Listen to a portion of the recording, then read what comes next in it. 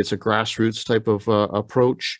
Our concept, as with most Rotary ideas that are very common, stretched now internationally as well. So we are finding it in places like Australia, Hawaii, New Zealand, etc. So around the I world. think I mentioned this, John. I found out about you in Canada from Norman, my friend in Australia, who told me about you. Said, oh, right here in Canada. Didn't even know this John Curry guy was doing such amazing work. So that's amazing. That's the power of Rotary right there. It's a pretty exactly. credible thing. Yes. Absolutely. Yeah. Tell me about that. I saw the video where you were talking about these kids that were teaching the robotics to some Indigenous kids. Tell us about that experience. That seemed amazing. So we've launched youth-to-youth engagement programs. Rotary has its Rotary Youth Leadership Awards, and we've been doing international exchanges for over 50 years. And it seemed only like a natural fit from a Rotary standpoint that we connect Indigenous and non-Indigenous kids right here at home, because, you know, honestly, that's a cultural experience as well, and you can learn a lot from that cultural experience. We've done canoe trips. We've done all sorts of other types of opportunity bringing youth together. And one of the things that came to my attention was that some of the schools that are in the northern area do not have robotics or tech teachers. But at the same time, there's opportunities for technology to be leveraged in some of these communities. For example, Moose Factory was one of the very first to start to get drone technology to deliver to isolated parts of that region. It can deliver things like medicine or, you know, urgent supplies. But you also have to have people to be able to manage them, to be able to maintain them and operate them. And without any technology teacher, that makes it a little bit more challenging. And so there was an opportunity where some champions from Toronto, robotics champions, high school champions, were willing and committed to be able to share their knowledge on robotics in exchange for land-based education from the Indigenous students. But before the students from Toronto ever even got off the ground and were booking their flights to Moose Factory, we had them go through Indigenous cultural safety education to make them very aware of the differences and to understand a little bit more of the thinking and the differences that they will come across when they approach the Indigenous students. And you know, these students really did commit to the whole program from Toronto.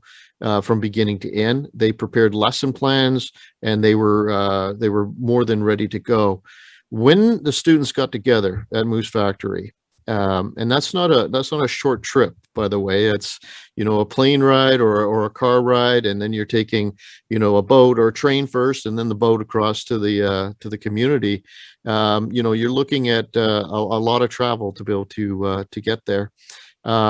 Within about 15 minutes, both of the students started to warm up within no time at all to each other. And as students do, they trade social media information, and they get very well connected with each other. But what was very fascinating, and I think this is a story that you're talking about, Alan, is that when the Toronto students were talking and giving the lesson about the robotics, specifically on how to program them, they spoke for well over an hour. I think it was nearly 2 hours. And I sat there and I was just an observer.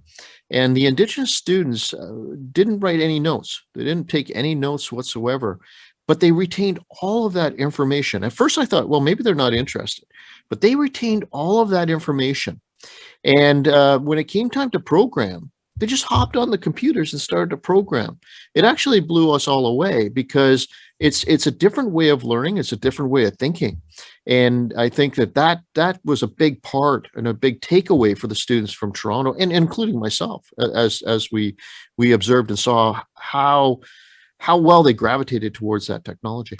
Amazing. And you know what I was thinking, that maybe part of it is that thousands of years of being oral tradition, you know, purveyors of with the oral tradition, that maybe just kind of Indigenous people, perhaps their brains work better for, or like you know, that's just a better way to learn, kind of a thing. I mean, that's an amazing story. I mean, certainly, I don't think you could have started the program after that 2-hour lecture. Could you have, John? I know I couldn't have. I could not. No.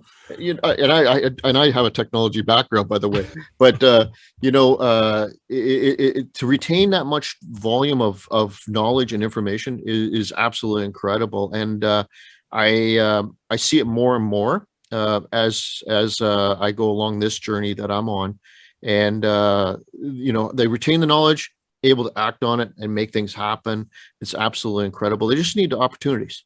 And the opportunity to be around people that they share a passion with or an interest with, and then good things can happen from that. And we're even seeing them stay connected now. They have a common interest, and so youth to youth, they like to focus in on the robotics. And it's unfortunate COVID hit, because the students together, the Indigenous and non-Indigenous, were planning to actually compete in a robotics competition, but with COVID hitting, that put a stop to all of that. And now both sides are starting to plan to go to university, so they're kind of past that window of opportunity. But they stay connected, which is really important. Nice. Yeah, I mean, that's the ills that we have are all related to disconnection. Would you agree? Like, I mean, disconnection with ourself manifests in poor health that we might have, and disconnection with others is really all our social ills that we have. And a lot of that disconnection is because at some points in our past, we regarded others as non-humans, right? And as non-humans, we could do horrible things, right? It's a brilliant way to look at it, Alan, actually. Yeah, it's a very smart way to look at it. Absolutely. And being in an isolated community and you're away from others, it makes it that much more challenging for those youth that are in those communities. But here on the other side, they have so much to share. So in exchange, and we always work to keep a balanced relationship. There was that exchange of land-based type of education and environmental education, which is a huge part of our learning as well. And in fact, I think there's no other group out there that has a better grasp on what we need to do when it comes to environmental than Indigenous people. Yeah, I agree. I know I was chatting with Peter Weasel Moccasin, and he was saying, hey, we were not, it's perceived that we're like wandering all over the place kind of a thing, but we had specific areas we went to for specific reasons. Here's where you'd winter, the natural landforms, the shelter, the access to game, etc. Here's where we're going to graze. Here's where we're going to do this harvest of berries. And so there was like a system to their management and working in harmony with nature, right? So yeah, who could give us better lessons in that regard, right? So absolutely. There's actually a term called first law, and first law is about our responsibility to maintain that balance. If you're cutting down a tree, it's important for you to replace that tree for sustainability, and they had that down to a science, absolutely, before Europeans arrived. So now the robotics exchange one was kind of a one-off, right? But you've got plans to do this on a regular basis, right? Have non-Indigenous youth and Indigenous youth get together to exchange culture, understand each other better, and kind of form partnerships, form relationships, kind of a thing to go forward. That's part of the plan, correct, John? It is, Alan. And here's what's happened. So we've learned a lot through a lot of these engagements with youth. And when I got back from Moose Factory, I got calls from both Indigenous and non-Indigenous schools who are saying to me, listen, there's Indigenous students who live in the city that have never been out on the land that could really benefit from this opportunity as well. Could they apply? And we hadn't really thought it that far through at that point. We've now formalized the program, and our focus is really around environmental and land-based education, and bringing Indigenous and non-Indigenous students together for a 3-day opportunity to spend with elders and knowledge keepers, and to help inspire them to be good stewards of the land. And so the very first one will launch here in Ontario of the newly revamped program, and it will involve 25 Indigenous, 25 non-Indigenous. And they will go through the same type of process. They'll go through a cultural safety education program, and then they'll spend 3 days together. There'll be opportunity for them to get to know each other. There'll be opportunity for them to learn about the local area, and to interact with elders and knowledge keepers, and to ask many questions as they want. Our hope is that in the next 3 years, we can actually hold 40 of these across Canada, and each one would be localized. And an opportunity in 2023 potentially to start doing an international, event as well, where we can take Indigenous and non-Indigenous from different countries, different parts of the world, and bring them together to have that dialogue about environmental as well. I think it's a great partnership, and so you got multiple levels that are occurring. You got the students themselves, but you also got the Rotarians and the Indigenous elders and knowledge keepers working together to put the event on. And so, when you're working on something like that, a specific project, that project becomes that vehicle for relationship building. And, we're really starting to see really kind of good things start to happen. You learn along the way how to work with each other. And a lot of times what I'm finding is people that are getting involved have never spoken to each other. For example, Rotarians have never spoken to an Indigenous person. But once they do, they start to understand that there's a lot more that we have in common than we do in differences. And John, did you and I talk about Daryl Davis before? Daryl Davis and the Double D Blues Band. Did I ever share this story with you? You did not. No. When you talk about racism and you talk about prejudice, it's as that example. These people never ever met an Indigenous person, is the example you just had. And when they meet them, it's like, oh my, these, we're very, very similar, right? In terms of how we see just life as being human beings. Anyways, this Daryl Davis was, when he was a young boy, he's Black and his father's Black, and his father was with the U.S. Ambassador type program. So he traveled all over the world. And Daryl, as a little boy, traveled all over the world with him. And that's great. And everywhere they went, like, didn't matter which color, what religion, what, shape, size, what God you prayed to, everybody got along. And it was all, you learned together in the same classrooms, all those kind of things. So then his father gets a posting in the US, comes to the US, and Daryl joins the Boy Scouts, and he's going down the street with the Boy Scouts, and he's getting hit with rocks and cans, and he's like, why are they throwing rocks at the Boy Scouts? This didn't make any sense to him. And so the scout leaders protected him, got around him to protect him, and then had to explain to him, well, Daryl, here's the thing. It's not the Boy Scouts, it's you. And here's why. And he's just like, blew his mind that how can somebody hate me if they don't even know me, if they never met me? How's that possible? So he starts going to leaders of Ku Klux Klans and offers to have a conversation with them.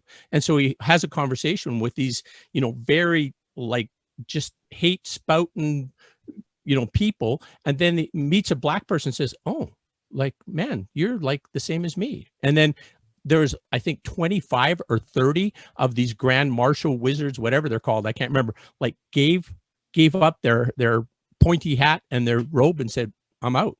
Because just the experience of meeting somebody that you have vilified, that you thought was so different than that you thought was not even human, and oh my goodness, that awareness, right? So we need more of that. So that's we awesome. We do. Yeah. I was speaking at the Human Rights Museum in Winnipeg actually a few years back. We were doing a launch of the First Contact series that was put out. And it was an audience of 250 people in the room that I was in. And we had such an overflow, a lot of people showing up, that we actually needed a separate room to be able to have that overflow.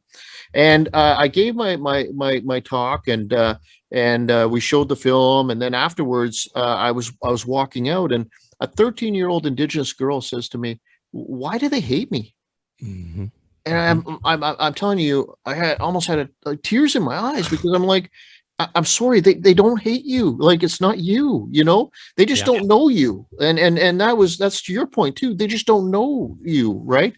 And, time and time again along this journey, I'm actually finding that story that you told, being replicated. Because I went to Thunder Bay, and I was with the Rotary leadership there, and they had never visited the reservation. They had never visited the chief. And so I said, well, we should go and visit the reservation, and we should let them know what we're doing in the community. I mean, this is part of their community too. And as Rotarians, that's what we're about. We should be representative of the communities that we're in. And so he was a little nervous about going, and had never been there. But as we drove onto the reservation, he's like, well, that house looks like my house, right? Well, I'm not sure what he was expecting. Was he looking for the 1800s? Maybe I don't know. But and then we went in and we saw the chief, and he was very, very nervous throughout this whole process. But what was kind of very interesting was the chief said, well, he thought first, you're here to sell me something, and no, we're not here to sell you anything. We're just here to introduce ourselves and to figure out maybe there's opportunity for us to partner together. And so the chief said, well, what do you guys do? And so as this fellow was speaking, he said, well, you know what, we've just got this new camp that we've invested in. It's for disabled people. And it was about to go bankrupt, and we were able to help save this camp. And the chief's eyes lit up, and he said, do you think that maybe we could hold an event there together one day? Because I have lots of elders who and a lot of young kids who are disabled, and they can't get out on the water. They can't get out onto the land. And this place had boats where you can take wheelchairs on. And the president suddenly goes, oh, yeah, absolutely, we could do that. And so the chief and the indigenous people brought the feast. The Rotarians organized and facilitated the event and had the space. And I was told that this was like just the event to be at for the year. And it started some wonderful partnerships beyond that, after that. But it was just that getting to know each other and figure out where you can go from here. Warms my heart. What a beautiful story. And, that's those at our, we're going to have our Rib Fest coming up here, John, and we're going to have an elder bless our event. And then we're going to have some drummers and dancers there and celebrate our Indigenous brothers and sisters. And where the treatment of that they endured for 6 generations from guys that look like us, that's like, it's heart-wrenching when you realize the how the scope and the direct attempt to end that culture, to end those people, to end that culture. And you know what? It's amazing that they couldn't do it in a couple generations. If an oral tradition, and then you separate the kids from the families, but the Nachicha, the indigenous people, they are very resilient, and they are still here. And working together, man, we can make some really good things happen. We really can. And it warms my heart, Alan, to hear what you're doing with Indigenous communities with your Rib Fest. And that's that partnership that I keep talking about. I think Rotary and Indigenous people, that's a superpower. That is a superpower. We combine the knowledge of Indigenous people about land-based and environmental with Rotary's power to act. That is a huge superpower, not just here in Canada, but around the world, and wonderful things can really happen from that, for sure. On a different approach, or a different aspect, let's put it that way, different aspect. I watched, I was in a session recently with Dr. Bruce Perry and Elder Spear Chief about the neurosequential model. That's Bruce Perry's thing, the neurosequential model, and when a child has experienced a trauma, at what age it happened, and how you resolve that trauma, how you make that child whole again, and neurosequential model and wisdom of the elders. And in essence, he says that the indigenous ways to raise a child were like the ideal. That's the way it should be. This child grows up in a community where everybody knows who he is, who's he or she is. They hear those child. If the child's crying, they're going to pick them up. And then there's all these rites of passage throughout their growth, right? So at age 4, they're a member of this society. And age 8, they're a member of this society. And when they're an adult, they're like a fully functioning member of that community, know what to do, know what their role is. And we need that. We need that. Like the, yes, we do. we have the problems we have right now are a lot to do with relational deficits for youth. That would be Bruce Perry's thing, right?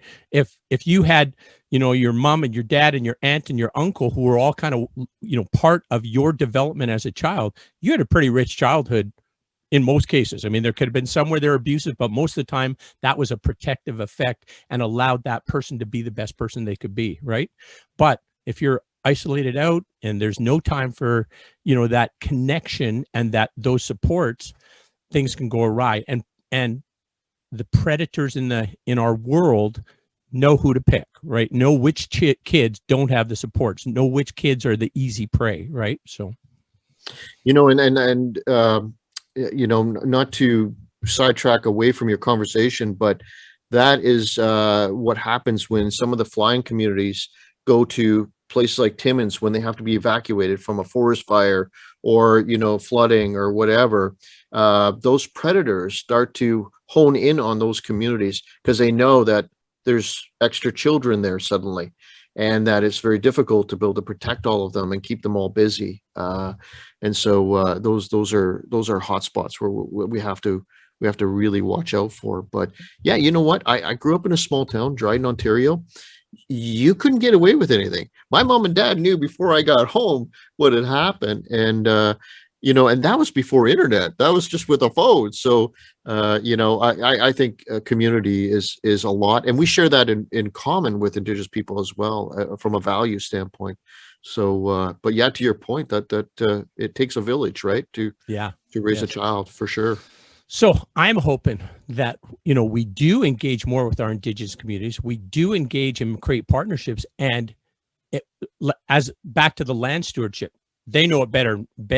Their system was a very sustainable, friendly, eco-friendly system. Ours is not, right? So what can we learn to restore some of the damage stop some of the damage we're doing to our environment and kind of restore the health of our environment? What can we do to restore the damage that our youth experience because of just being isolated and not valued and subject to those adverse childhood experiences, right? And as you know, once they start, then it starts the next generation and the next generation. So if we can make a significant difference now, that will pay dividends for decades, right? So it certainly will. They say it took us 7 generations to get to this point, and it'll take 7 generations for us to get out of it. And Murray Sinclair continues to echo that sentiment. That it's not a quick fix. But I think that's again another value that we share is that next generation. Mm-hmm. I mean, we say in our 4-way test, is it fair to all concerned? You know, are we thinking in terms of 7 generations from now, right? Everything that we do, we might think of the people in the room, but what about the people outside the room, and what about the future generations when we're making a decision? And I think there's nothing better to focus on than to help that next generation. And that's what the program's really all about, is how can we bring the next generation together?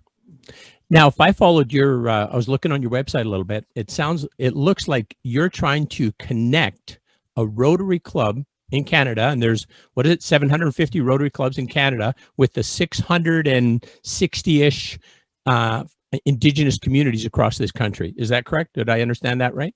You know, it's a grassroots program, right? So wherever you have a Rotary Club and wherever you have a local Indigenous community or organization, it makes sense for them to partner up and get to know each other. And just as what was happening in Thunder Bay and other places across Canada, you know, they can really truly start to really make sustainable change happen when you start to have that dialogue locally.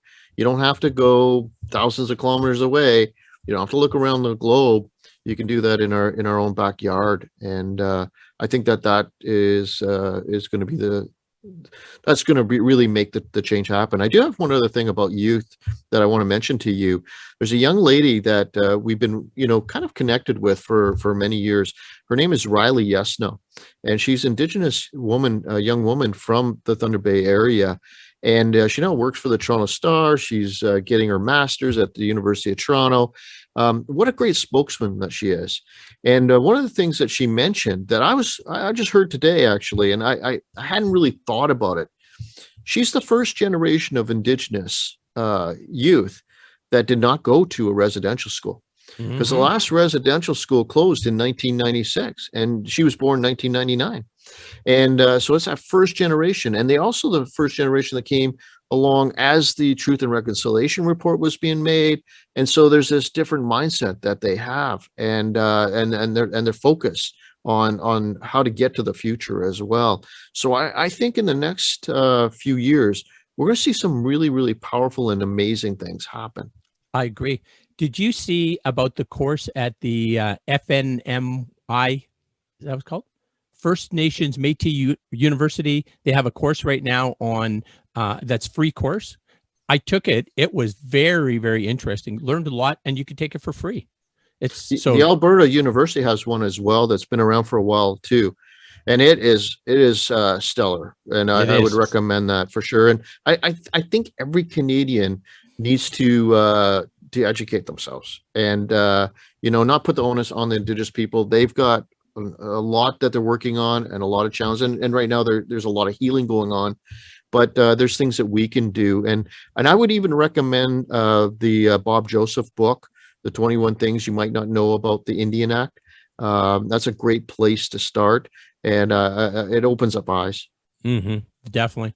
I mean, when you what led me to even more interest in Indigenous folks is interest in adverse childhood experiences. And then when you go and say, who has most of the adverse childhood experiences, it's our Indigenous people. Why do they have that? Well, from generations of the treatment they've had, for generations of food insecurity and monetary insecurity and poor health, and like so many things that have had that compounding effect on those experiences those little people have had, right? So yeah, I couldn't imagine. I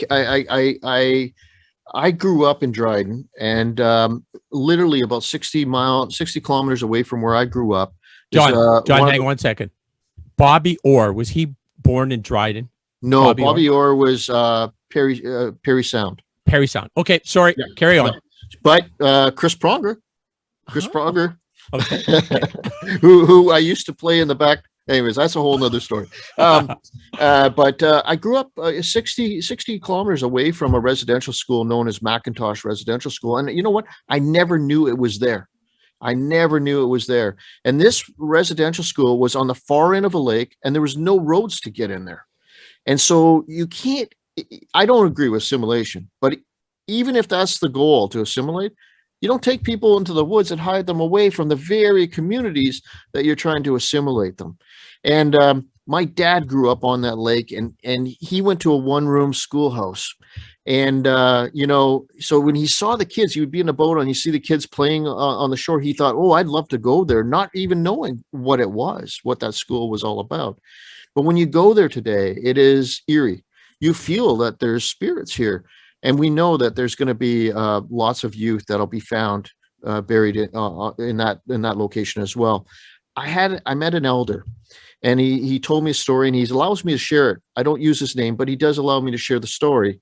Is when he was 4 or 5 years old, he's standing on the shore, playing on the shore with his brother. His brother was older than he was. His mom and dad were, a little ways away, just at their camp, and a plane flew down. It was RCMP officers. They grabbed his brother, put him in the plane, and flew away. And he was too little, so they didn't take him. But he couldn't scream. He was so scared. He just couldn't scream. And he feels, even to this day, that if he would have been able to scream, he might have been able to save his brother. His parents would have been able to come. But they never spoke to the parents. They just grabbed him and took him. And they know he went to McIntosh Residential School, but he never survived. They never found his body. They don't know where he might be buried. And having all these communities without kids and having no closure on where your child ended up, just as a parent myself, I just couldn't imagine that. Oh, no kidding.